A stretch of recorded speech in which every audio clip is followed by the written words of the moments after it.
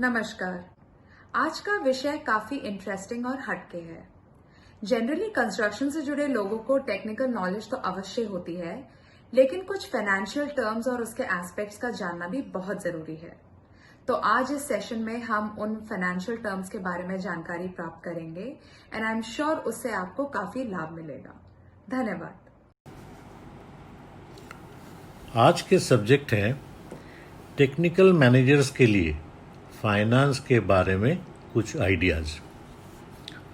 अब मैं आपको प्लानिंग, एस्टिमेशन और कॉन्ट्रैक्ट मामलों में शामिल टेक्निकल मैनेजर्स के पास होने के लिए नेसेसरी फाइनेंशियल आइडियाज़ के बारे में जागरूक करूंगा। जैसे कॉस्ट ऑफ कंस्ट्रक्शन क्या है। कॉस्ट ऑफ कंस्ट्रक्शन पीरियड के दौरान ऑल कॉन्ट्रैक्ट्स या सर्विसेज की एक्सपेंसेस है। ये एक्सपेंसेस सीधे किसी प्रोजेक्ट से रिलेटेड हैं। ग्रॉस प्रॉफिट, नेट सेल्स या contract value minus contract completion cost, इसे हम ग्रॉस प्रॉफिट कहते हैं। Operating expenses during the contract जो प्रोजेक्ट कंस्ट्रक्शन कॉस्ट में चार्जेबल नहीं है। वेरिएबल ओवरहेड, ऑपरेटिंग एक्सपेंसेस का एक कॉस्ट जो कंस्ट्रक्शन कॉस्ट की पार्ट है। फिक्स्ड ओवरहेड्स, ऑपरेटिंग एक्सपेंसेस जो कंस्ट्रक्शन कॉस्ट से वैरी नहीं करता है, ये डिपेंड नहीं करता है बिजनेस अमाउंट पर।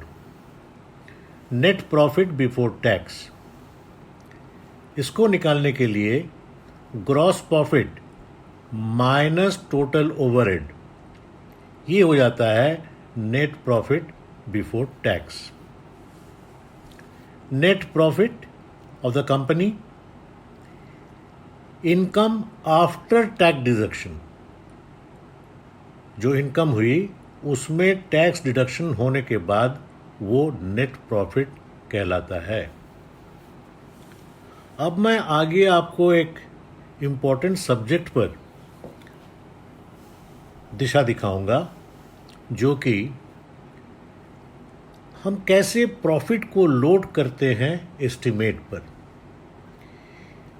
कई बार बिड और टेंडर तैयार करने में कंफ्यूजन की स्थिति होती है बिड प्राइस डिसाइड करने में। मैं ऐसी घटना से अवगत कराने के लिए एक एग्जाम्पल दे रहा हूं।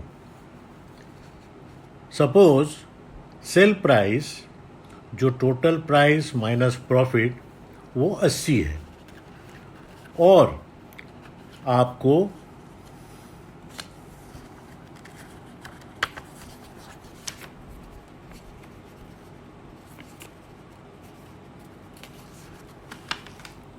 %25 प्रॉफिट जोड़ना ज़रूरत सोचते हैं, जो कि इस केस में 20 है और इससे टोटल बिड प्राइस 100 होता है। इस कैलकुलेशन से क्या आपको एक्चुअल में 25% प्रॉफिट मिलता है?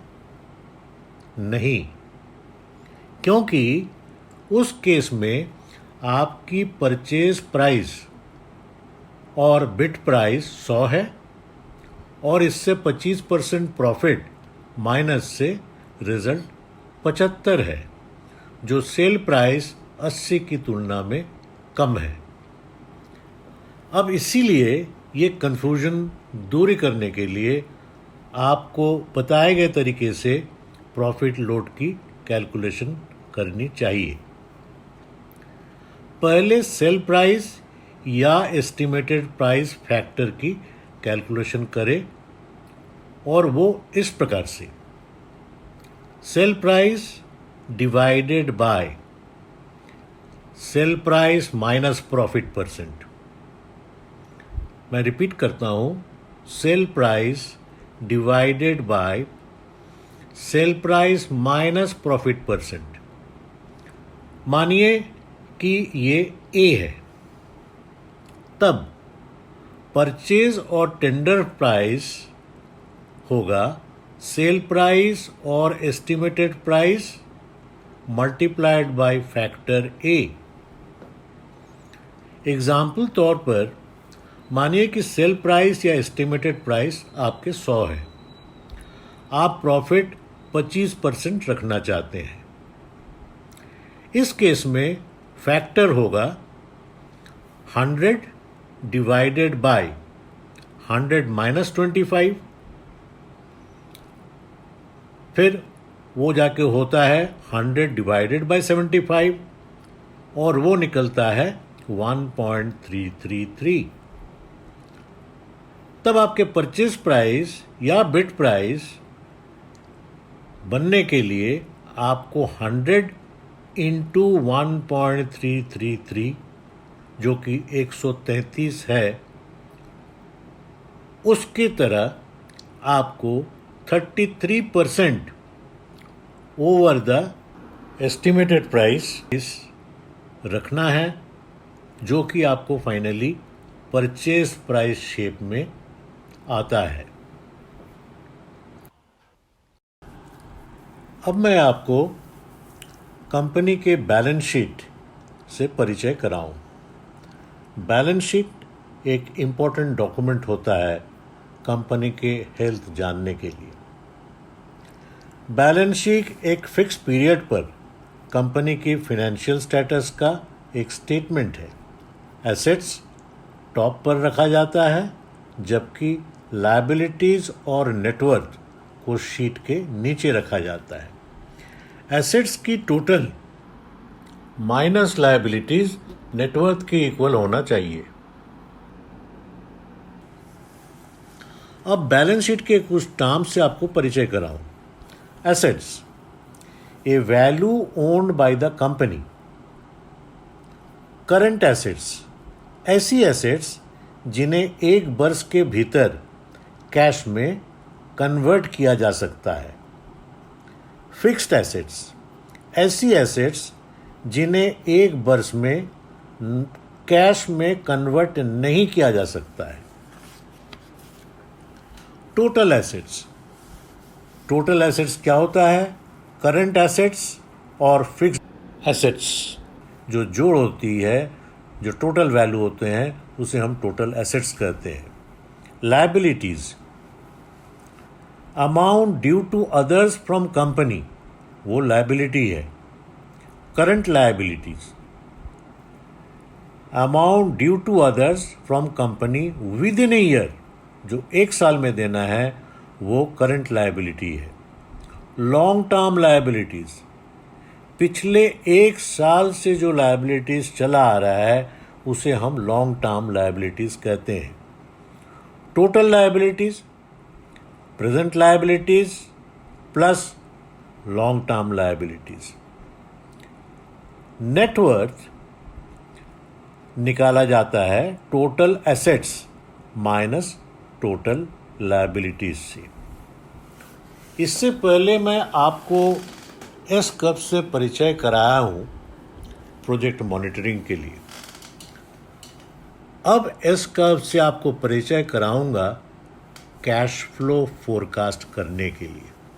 ये काफ़ी इंटरेस्टिंग है, जो कि सारे प्रोजेक्ट मैनेजर को ज़रूरत पड़ता है प्रोजेक्ट के दौरान और उसके फाइनेंशियल हेल्थ जानने के लिए।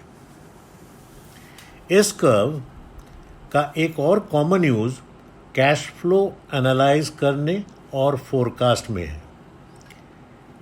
कैश फ्लो एक प्रोजेक्ट में इवेंट्स के संबंध में कैश की मूवमेंट और टाइम रिलेटेड है।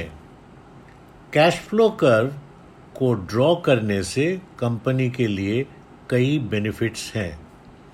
प्राइम बेनिफिट्स में से एक कैश की रिक्वायरमेंट्स और पेमेंट ऑब्लिगेशंस के टाइम का एवेल्युएट करना है। कंस्ट्रक्शन इंडस्ट्री में कैश के रिक्वायरमेंट प्रोजेक्ट के शुरू से और फोरकास्ट फॉर कैश से किसी भी डिविएशन ऐसा सिचुएशन की मॉनिटरिंग के लिए अत्यंत इम्पोर्टेंट है, जो एग्जीक्यूशन के दौरान या प्रोजेक्ट चलने के दौरान कैश की कमी के डिटेक्ट करने के लिए इजी होता है।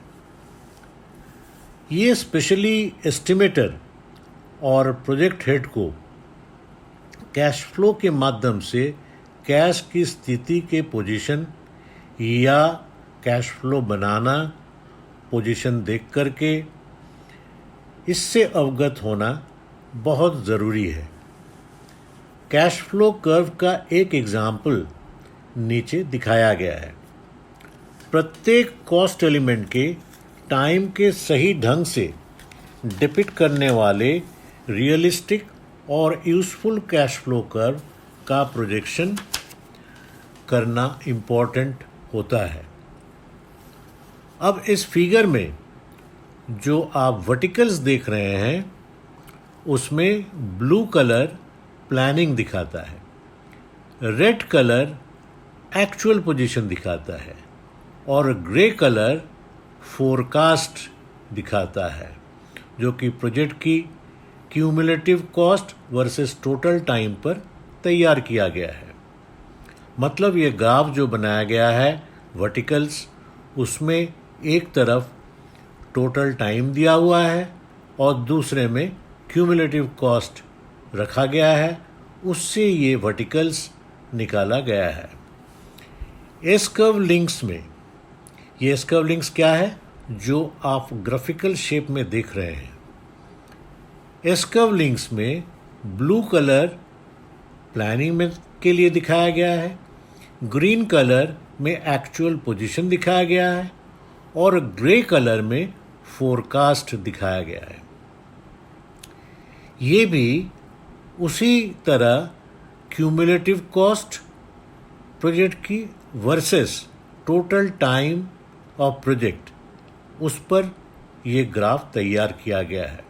इससे आपको प्रोजेक्ट की स्टेटस, फिनेंशियल हेल्थ बहुत क्लियर नज़र आता है।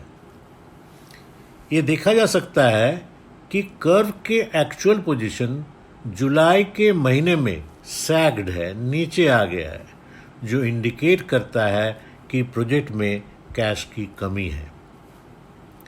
इसी तरह से जैसे ये कैश फ्लो बनाया जाता है तो आपको क्लियर पता लगता है प्रोजेक्ट की कैश की पोजीशन, कब आपको प्रोजेक्ट में कैश की कमी है, कब आपका प्रोजेक्ट सही कैश फ्लो पर चल रहा है, और अगर डिविएट होता है तो उसके लिए फोरकास्ट क्या करना होता है। ये टेक्निक यूनिवर्सली अपनाई जाती है क्योंकि ये प्रोजेक्ट के कैश फ्लो की रियलिस्टिक पोजीशन को हाईलाइट करती है।